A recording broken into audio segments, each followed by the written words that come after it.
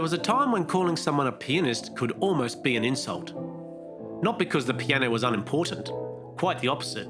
The 19th century was full of pianists, brilliant pianists, dazzling pianists, pianists who could cover the keyboard in octaves, scales, arpeggios, tremolos, thunder, lightning, and occasionally, one suspects, minor structural damage.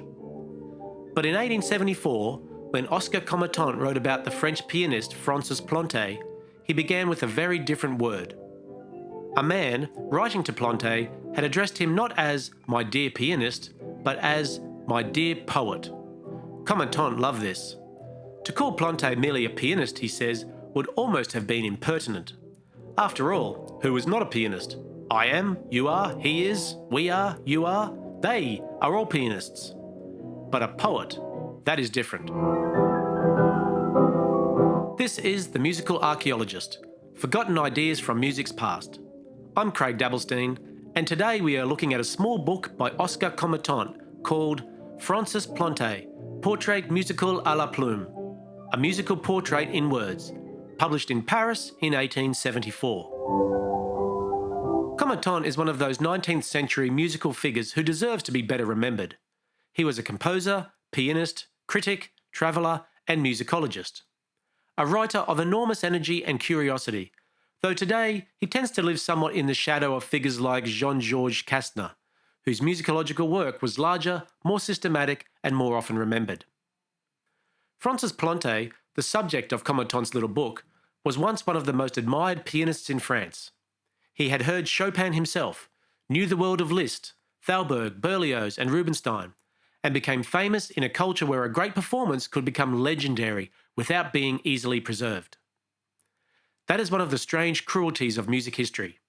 A painting remains, a book remains, a building remains, but a performance disappears as soon as the last sound has faded. Planté's reputation was enormous, but most of what made him extraordinary vanished into the ears and memories of people long dead. And so we are left with words, Comettant's words. And the idea he gives us is this. Perhaps the highest praise we can give a performer is not that they are accurate or impressive or brilliant or even virtuosic. Perhaps the highest praise is that they are poetic. Now that word can sound vague today. We often use poetic to mean something dreamy, decorative, or pleasantly unclear. But Comettant means something much stronger.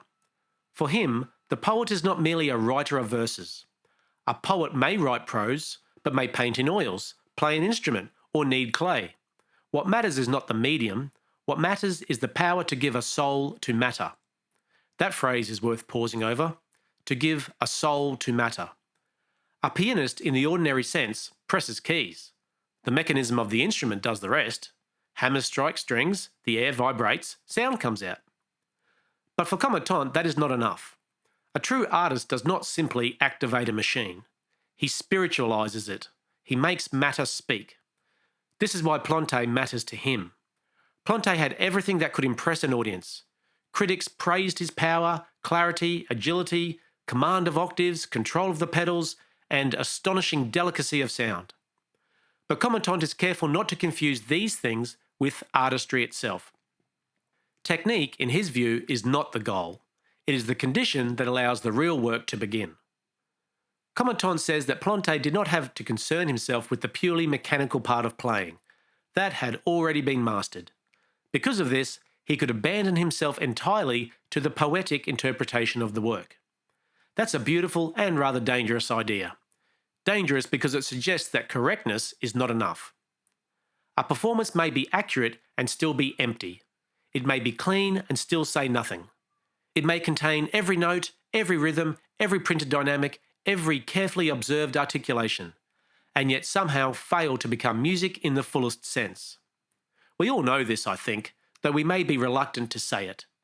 There are performances that are spotless and dead.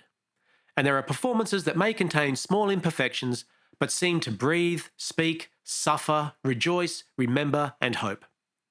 Comettant would have understood the difference. For him, Planté was not great because he triumphed over difficulty.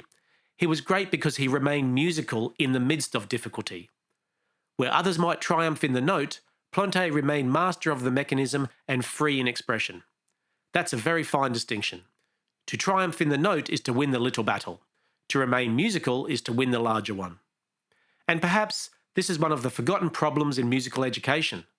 We spend an enormous amount of time helping students win the little battles. Play the correct pitch, keep the rhythm steady, observe the marking, do not rush, do not drag, tune the chord, watch the conductor, count the rests. All of that matters, but it is not the destination. A musician can play every note and still leave the heart untouched. Comettant's praise of Planté reminds us that the purpose of technique is not to prove that technique exists. The purpose of technique is to disappear into meaning. That applies far beyond the piano. A wind player must do more than produce a good tone. A singer must do more than support the breath. A conductor must do more than keep time. A band must do more than play together. All of these things are necessary, but none of them is the final destination. The real question is always, what is being said? Comettant describes Planté as having the secret of hearts. That's a wonderfully 19th century phrase, but I think we still know what it means. There are performers who seem to know where the emotional centre of a piece lies. They do not bully the music.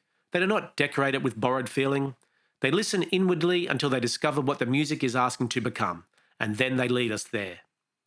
When Comettant called Francis Planté a poet, he was not giving him a decorative compliment. He was naming the central mystery of performance. That wood, wire, ivory, felt, breath, brass, gut, skin, and human muscle can become something inward, something that passes through the ear and into the heart. That is the old idea worth recovering. A performer is not merely someone who plays. A performer is someone who makes music human. And if that is true, then perhaps the real task of musical training is not only to produce better pianists, better clarinetists, better trumpet players, better singers, and better conductors. It is to produce more poets. Poets of sound. You've been listening to The Musical Archaeologist, Forgotten Ideas from Music's Past. Written and presented by me, Craig Dabelstein. The music for this podcast was composed by Jeffrey Young. The Musical Archaeologist is one of many projects from Maxime's Music, dedicated to recovering forgotten music, forgotten writings, and forgotten musical worlds. Thank you for listening.